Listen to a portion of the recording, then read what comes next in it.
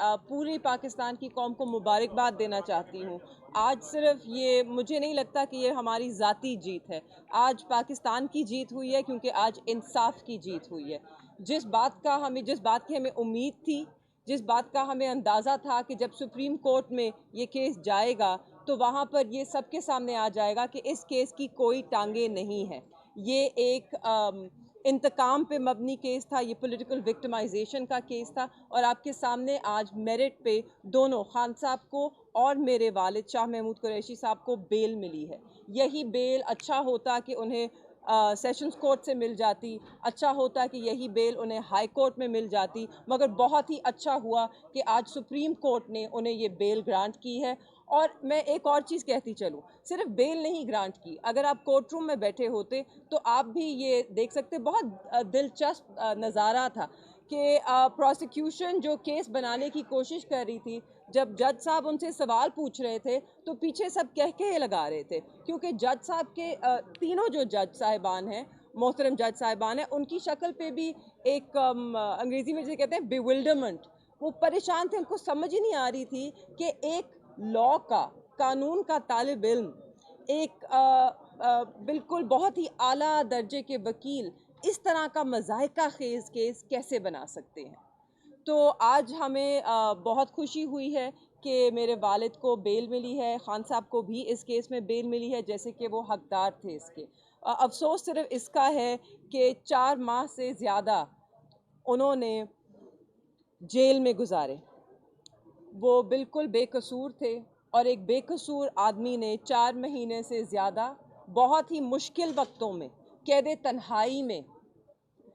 तन्हाई में ये 4 महीने गुजारे हैं, जिसमें सिर्फ हम जानते हैं कि किन मुश्किलात के बावजूद हमें वहाँ पे एक्सेस मिला, कितनी मुश्किल से हम वहाँ अडियाला जेल के बाहर, मैं, मेरी वालदा, मेरी बहन, रोज़ हफ्ता ब हफ्ता हम वहाँ खड़े रहते थे कि हमें अंदर जाने की इजाज़त दी जाए। वो भी हमने इन्हीं कोर्ट से लड़कर इजाज़त ली।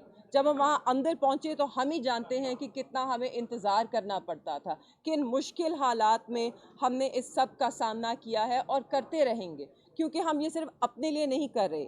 आज हम इस मुल्क में रूल ऑफ लॉ, आइन की बालादस्ती, आइन की हुक्मरानी, कानून की हुक्मरानी, इन सब चीज़ों के लिए खड़े हैं। इसलिए हम ये सब बर्दाश्त करते रहे हैं और करते रहेंगे जब तक इस मुल्क में रूल ऑफ लॉ कायम नहीं होता, जब तक इस मुल्क में आइन की बालादस्ती नहीं होती। हम यूं ही इस अवाम के हक़ के लिए भी लड़ते रहेंगे जैसे कि हम लड़ते रहे हैं। आज मुझे बहुत खुशी है कि मेरे वालिद को रिहा किया जाएगा, क्योंकि उनकी और किसी केस में की गिरफ्तारी नहीं है। तो इंशाल्लाह वो सिर्फ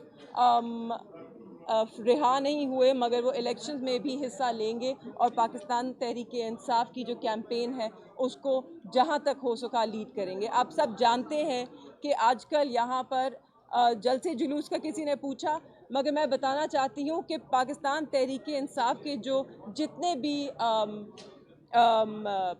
जितने भी लोग हैं, जो उम्मीदवार हैं, जो हिस्सा लेना चाहते हैं, उनके कागजात नामजदगी उनको दिए नहीं जा रहे। अगर मिल जाएं तो जब वो सबमिट करने जाएं तो या आरओ साहब दफ्तर में नहीं है, दफ्तर को ताले लगे हैं, या उनको अंदर तक जाने नहीं दिया जा रहा। हमारे साथ भी यही हुआ है। मेरे वालिद के सेक्रेटरी वो गए थे उनके कागज़ लेने, नॉमिनेशन पेपर्स, उनको अरेस्ट कर लिया गया, एमपीओ ऑर्डर के नीचे बंद कर लिया गया, कागज़ छीन लिए गए। आज हम लाहौर हाई कोर्ट की डिविजनल बेंच में गए हैं कि हमें किसी भी रुकावट के बग़ैर ये कागज़ दर्ज करने दिए जाएं, और मुझे उम्मीद है कि पाकिस्तान तहरीक-ए-इंसाफ के हर उम्मीदवार को ये हक़ मिलेगा। बहुत शुक्रिया। आप सबको बहुत बहुत मुबारक, पाकिस्तान को मुबारक, पाकिस्तान जिंदाबाद।